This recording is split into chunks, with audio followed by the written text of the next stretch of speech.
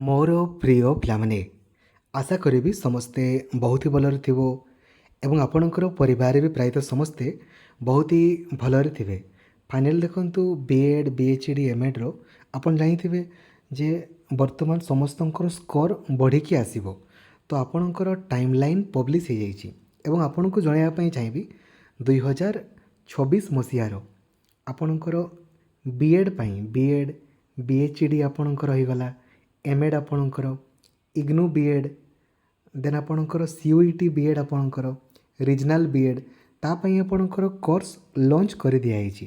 ତ ଆପଣ Laxmidhar sir official ଆପ୍ଲିକେସନ୍କୁ ଯାଇକି କୋର୍ସରେ ଆପଣ ଏନରୋଲ୍ କରିଦେବେ। ପରୀକ୍ଷା ପୂର୍ବରୁ ସିଲାବସ୍ ମିନିମମ୍ 50ରୁ 52 ଥର ଆପଣଙ୍କର କଭରେଜ୍ ହେଇଯିବ। କୋର୍ସ ଗତକାଲି ହିଁ ଆପଣଙ୍କ ପାଇଁ ଲଞ୍ଚ କରିଦିଆଯାଇଛି ଏବଂ କ୍ଲାସ୍ ଆପଣଙ୍କ ପାଇଁ 8 ଅଗଷ୍ଟରେ ଆପଣଙ୍କର ଫାଷ୍ଟ ମେରିଟ୍ ଲିଷ୍ଟ ପବ୍ଲିଶ୍ ହେବ। ତ ସେଇ ଆପଣଙ୍କର 11 ଅଗଷ୍ଟରୁ ଆପଣଙ୍କର କ୍ଲାସ୍ ଆରମ୍ଭ ହେବ କିମ୍ବା ତା ପୂର୍ବରୁ ହିଁ କ୍ଲାସ୍ ଆପଣଙ୍କର ଆରମ୍ଭ ହେଇଯିବ। ଠିକ୍ ଅଛି। ତ ଲାଇକ୍ ଆଉ ସେୟାର କରିକି ସମସ୍ତଙ୍କୁ ଜଣାଇଦେବେ, ଯଦ୍ୱାରା କି ସମସ୍ତେ ଆପଣଙ୍କର ଜାଣିପାରିବେ। ଆଉ ଚ୍ୟାନେଲ୍କୁ ନୂଆ ଅଛନ୍ତି ଦେନ୍ ଏବେ ହିଁ ସବସ୍କ୍ରାଇବ୍ କରିକି ଅଲ୍ ନୋଟିଫିକେସନ୍କୁ ବି ଆପଣ ଅନ୍ କରିଦେବେ। ଦେଖନ୍ତୁ ଆପଣଙ୍କର ଡେଟ୍ ସବୁ ଆସିଯାଇଛି, ଯେମିତି କାଲି ଆପଣଙ୍କର ଦିନ 11ଟା ବେଳେ ଫାଇନାଲ୍ ଆପଣଙ୍କର ବା ରିଭାଇଜ୍ଡ ସ୍କୋର କାର୍ଡ଼ ଆପଣ ଚେକ୍ କରିପାରିବେ।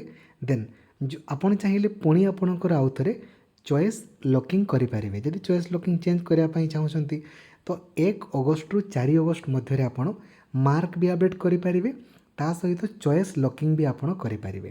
ଠିକ୍ ଅଛି। ପୁଣି ଦେନ୍ ଆପଣ ଦେଖନ୍ତୁ ଆପଣଙ୍କର ଫାଷ୍ଟ ମେରିଟ୍ ଲିଷ୍ଟ କେବେ ପବ୍ଲିଶ୍ ହେବ?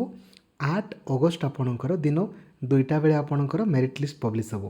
ଯିଏ ଆଡ଼ମିସନ୍ କରିବା ପାଇଁ ଚାହିଁବେ ଆଡ଼ମିସନ୍ କରିବେ, ନହେଲେ ସେମାନେ ଚାହିଁଲେ ସ୍ଲାଇଡ୍ ଅପ୍ କିମ୍ବା ଫ୍ରିଜ୍ ଅପ୍ ବି କରିଦେଇପାରିବେ।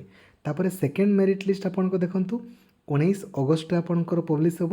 ଦେନ୍ ଥାର୍ଡ଼ ମେରିଟ୍ ଲିଷ୍ଟ ଆପଣଙ୍କ ଦେଖନ୍ତୁ 26 ଅଗଷ୍ଟରେ ପବ୍ଲିଶ୍ ହେବ ଏବଂ ଫୋର୍ଥ ମେରିଟ୍ ଲିଷ୍ଟ ଆପଣଙ୍କର 3 ସେପ୍ଟେମ୍ବରରୁ 5 ସେପ୍ଟେମ୍ବର ମଧ୍ୟରେ ପବ୍ଲିଶ୍ ହେବ।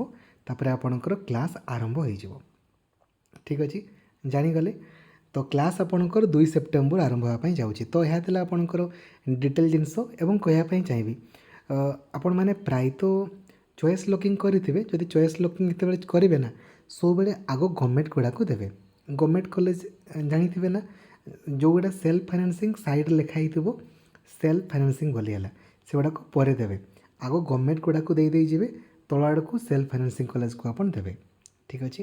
କିଛି ଆପଣଙ୍କର ଅସୁବିଧା ହେଲେ 8895154969 এই নম্বরে ডাইরেক্টলি ଆପଣ ହ୍ୱାଟ୍ସଆପ୍ରେ ମେସେଜ୍ କରିପାରିବେ କିମ୍ବା ଡାଇରେକ୍ଟଲି ଟେକ୍ସଟ ମେସେଜ୍ ବି ଆପଣ କରିଦେବେ।